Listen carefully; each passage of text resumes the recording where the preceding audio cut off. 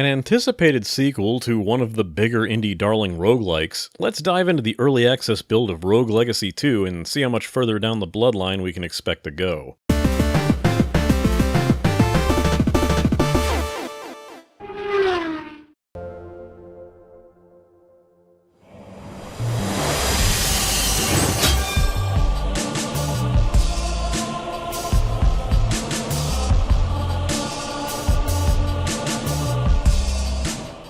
Being the sequel to Rogue Legacy, the game follows the same formula and tone of its predecessor. It's a Castlevania, Metroidvania-styled action platformer with RPG elements and a changing world to explore, which will mostly reset on you when you lose.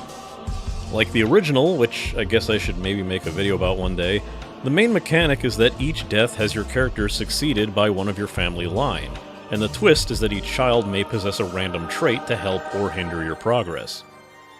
So what's new? A lot more than I expected. Just know that a lot of detail won't really help you if you're unfamiliar with the original game, but if you are, it would also be redundant to over-explain it, so I'll recap why anything is different as quick as possible. While the original went for pixel art style, the sequel goes for a more hand-drawn style, while still keeping the general lighthearted aesthetic of the game. Big-headed, small-body characters and cartoony designs overall. Weird side note, by the way, if you remember how 20XX used a hand-drawn style and later adopted a pixel art look for the sequel 30XX, and they hired the pixel artist for Rogue Legacy to do that? And now that artist is doing hand-drawn art for the Rogue Legacy sequel. Something about that I just find funny. Okay, that was pointless, moving on. Question? I know this is early access, but why does this game kinda run like garbage? Framerate drops are woefully common and bring me to the brink of nausea at times, especially in larger rooms. The ultimate sin being an entire section of the game that is just one long room of platforming challenges, which chugs along at the worst possible times. You might notice these drops in the video. I also have had this game refuse to load and lock up my PC until I forced a full-on reset. I have no idea what's going on with optimization here, and you can't blame my PC this time, since the game, despite the nice graphic polishes, isn't exactly looking like any kind of powerhouse of technical wizardry, and I'm running this on a GTX 1070 with a Ryzen 9 CPU. Seems absurd to be getting this much trouble, so I hope this is addressed. Music is another case of same vibe but improved. The original had a very prevalent soundtrack that varied by the area you were in, and the sequel is no exception. But these tracks are more varied and polished, and they don't lean as heavily into chiptune. Though weirdly it doesn't stick in my mind as the original compositions did, though the influence is clearly there. Gameplay-wise, nothing has fundamentally changed from the original. You pick an heir, you search the castle, gather treasures and gold, and survive to hunt down the bosses. If you die, you pass any treasure your next heir, purchasing stats, upgrades, armor, runes, and even new classes, before having to pass any leftover cash over to Charon to challenge the castle again. I am pleased to report that we are no longer doing the game's various classes like the original did, where every character was the knight but the stats are different. There's no odd nonsense like the barbarian being a tanky character with low damage, or the mage being a knight with crappy health and high mana. Only the knight class plays like the character that you might be used to from Rogue Legacy. Now, barbarians wield a large axe that can do an arcing cleave or spin wildly in the air while jumping for massive hits, and still getting that high health pool. Mages actually use staves and cast spells for a basic attack, while still retaining high mana and skill damage.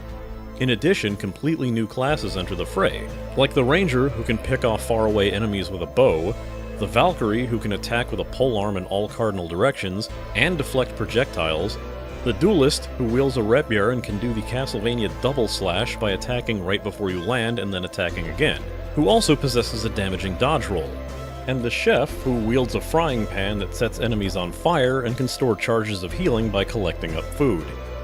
This grants you a lot greater variety in how the game plays when you end up having to take on a new heir. Even better, Charon doesn't just chuck all your money into the ether anymore, as once it's unlocked, you get a safe item that'll store any percentage of money that's given to Charon, which will be kept safe at home base until you need it. Basically just adding a bit more to the total of gold that you've gained from the last run. Equipment and runes make a return to the game, with slight tweaks to one and a major tweak to the other. Equipment remains mostly unchanged except the interface, which is a list now, and switches that'll give you the choice of which piece you want to equip, with the weight limit still in tow.